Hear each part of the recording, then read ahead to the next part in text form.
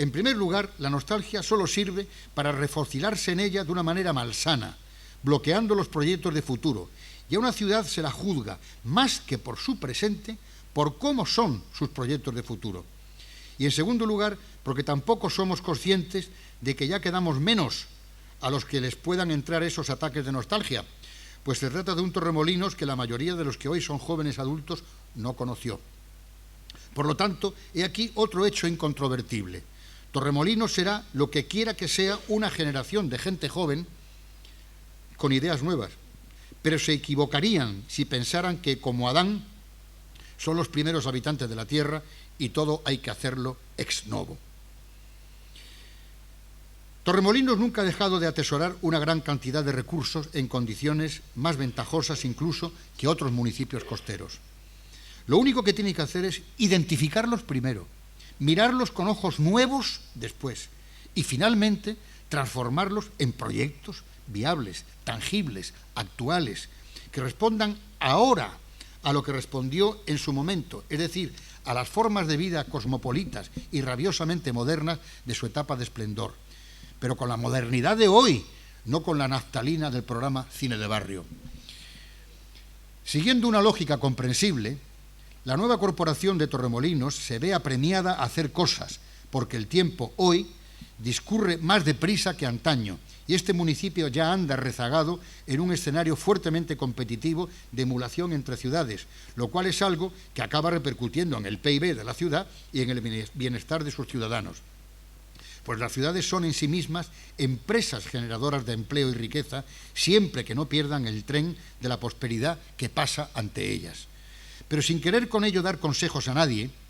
creo que sería bueno coordinar la premura, indispensable y cierta, la premura con un cierto sosiego para analizar desde el punto de vista estratégico en dónde estamos, qué tipo de ciudad es Torremolinos y cómo debe insertarse en el flujo imparable de la modernidad, ocupando su adecuado lugar sin que ese flujo pase por encima de ella como la ola a un surfista inexperto. En primer lugar, Torremolinos debe defender rabiosamente ante los órganos urbanísticos autonómicos su condición de ciudad turística. Un concepto real, tangible, de nuevo cuño, pero que desde la distancia de los centros de poder autonómicos se está lejos de comprender, como lo demuestra, por ejemplo, el Plan Subregional del Área Metropolitana de Málaga, en el cual se incluye. Hasta ahora, la ciudad turística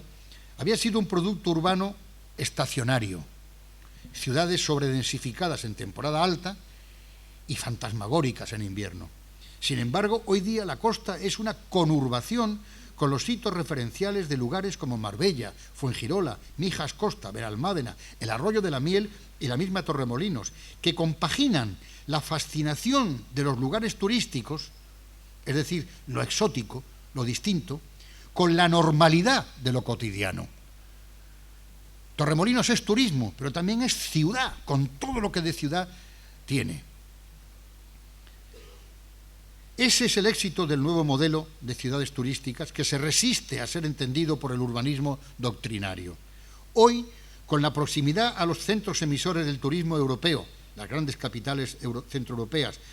mediante los vuelos low cost y la ampliación del aeropuerto, lo que permite una frecuencia sistemática de vuelos semanales a la segunda residencia española desde la primera residencia centroeuropea, o al revés, porque no se sabe ya muy bien cuál es la primera residencia y cuál es la segunda, en muchos casos. Nuestras ciudades turísticas pueden ser eso, turísticas, en la medida en que ofrecen la seducción de unos servicios de sol,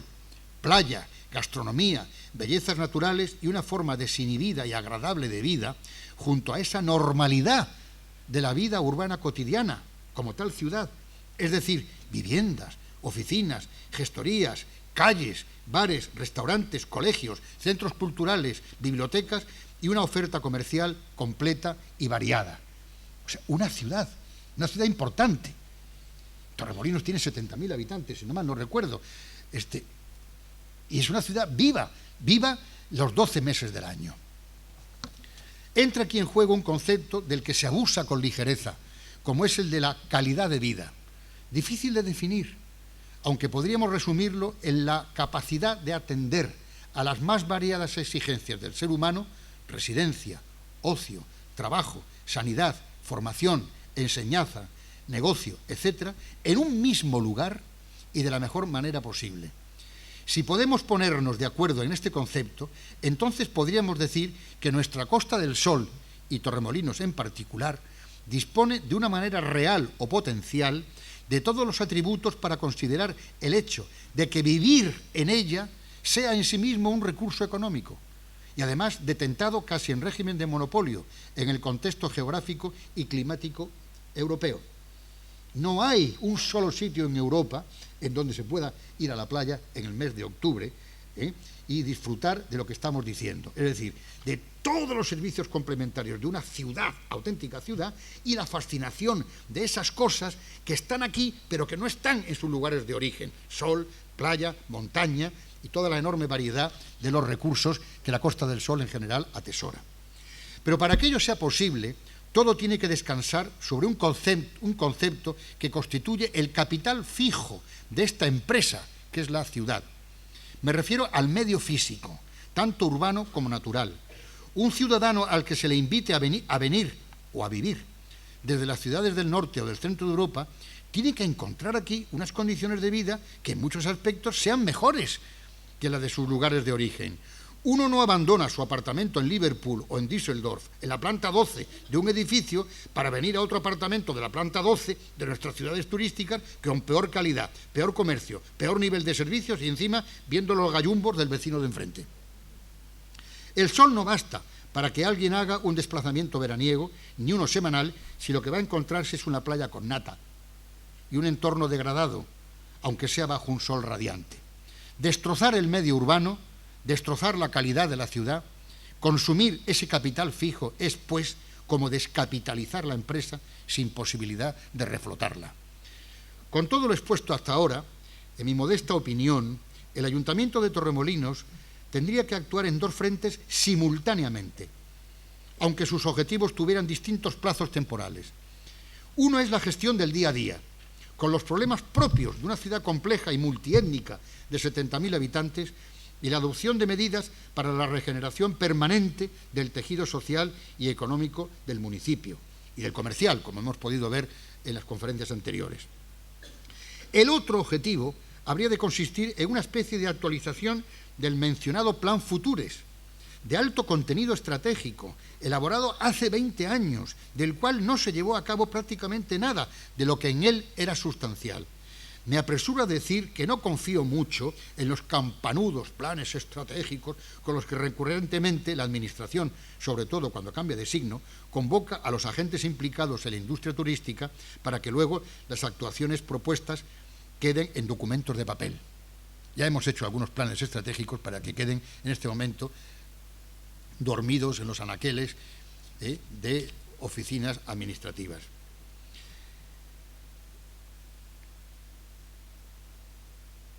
Esto es debido a que este tipo de documentos, los campanudos y repolludos planes estratégicos, se demoran eternamente en la recogida de la información. Pero luego falta acierto en el diagnóstico de los problemas, incapacidad de suscitar consensos, claridad de ideas y resolución política para llevar esas ideas a la práctica. Pero una vez hecha esta salvedad, no podemos obviar el hecho de que hoy todo está cambiando muy rápidamente, como también se ha podido ver en las conferencias anteriores. Los hábitos de los consumidores, las formas de comunicación y los flujos de información entre las personas mediante las nuevas tecnologías, las afinidades de la población más joven, las formas de uso del espacio público, las relaciones laborales, las composiciones familiares y, en consecuencia, las nuevas tipologías residenciales, la forma misma de la ciudad, en la que el tiempo urbano ya no es lineal, sino simultáneo. El mundo hoy es amalgama, yuxtaposición, simultaneidad, coexistencia de culturas, del pequeño comercio con el grande, de la ciudad abierta con la ciudad compacta, del mundo global a través de un ordenador con la pequeña escala doméstica de un barrio, del arte en los museos con el arte en la calle. Todo hoy está en un vertiginoso proceso de transformación y, en consecuencia, también lo están las nuevas tendencias del turismo internacional. Por eso es ineludible detenerse solo un poco en hacer un diagnóstico breve, pero profundo,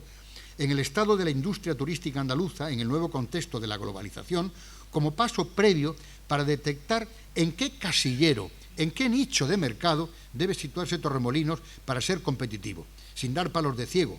pues esa es la única manera de subsistir. Recordando de nuevo el Plan Futures, muchas de sus medidas estarían hoy plenamente en vigor. Se proponía que a corto plazo el Ayuntamiento, mediante la creación de un consorcio integrado por el alcalde, un representante de la Dirección General de Turismo de la Junta y de la Secretaría de Estado del Ministerio de Industria, Comercio y Turismo, junto con las asociaciones empresariales turísticas de Torremolinos, que participaron todas, acometieran en una primera fase un plan piloto en concordancia con las actuaciones del Plan Futures. Este plan piloto contenía, entre otras, las siguientes medidas: un reconocimiento de la especificidad del suelo turístico y un rediseño territorial de áreas consolidadas que pudieran incorporarse al Plan General de Ordenación Urbana, que entonces estaba en redacción,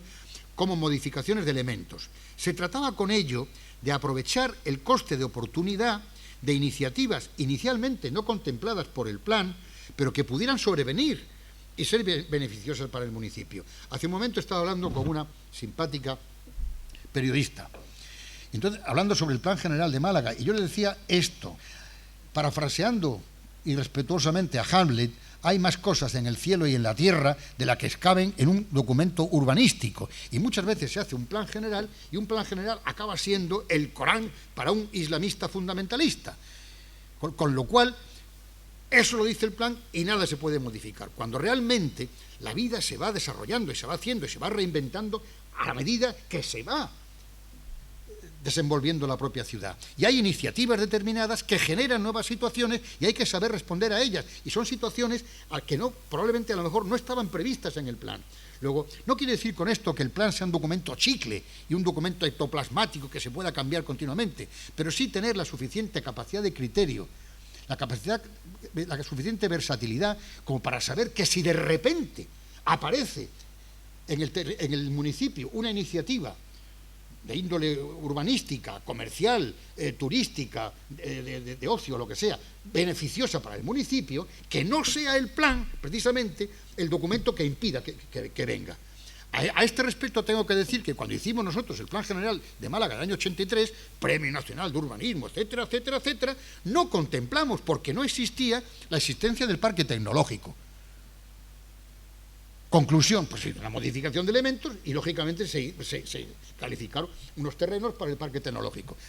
al lado de Campanillas, en un suelo que era barato y donde realmente se podía instalar. Si hubiéramos dicho, no, eso es suelo no urbanizable y tal, pues entonces no hubiera habido parque tecnológico. Valga esto como un ejemplo elemental. La recuperación de zonas saturadas, decíamos entonces. Y aquí, cuando decíamos saturadas, queríamos decir claramente degradadas. Era un eufemismo para decir zonas que estaban hechas un desastre. Es una especie de efecto demostración de cómo la Administración ponía todo su empeño en sanear zonas aparentemente irredentas. Por ejemplo, el deterioro de la Nogalera y aledaños, en lo que fue una de las más modernas implantaciones urbanísticas del momento. Está bien que los ayuntamientos en ese día a día y de una manera inmediata, aparte de su planificación a largo plazo, haga efectos de demostración sencillamente para hacer sentir a la población que hay una administración vigilante, colaboradora, participativa, pero que está encima del problema cotidiano, que no la abandona en aras de unos hipotéticos planeamientos futuros, que está en el día a día.